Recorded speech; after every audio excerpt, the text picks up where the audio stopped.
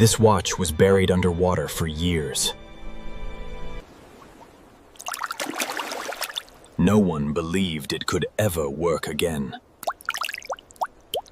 First, all the years of dirt had to be removed. Inside, everything was damaged.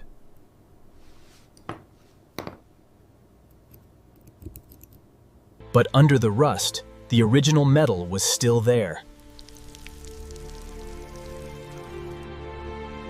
Step by step, it started to shine again.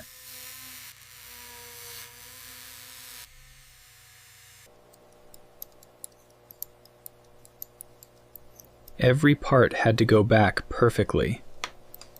And then it started working again.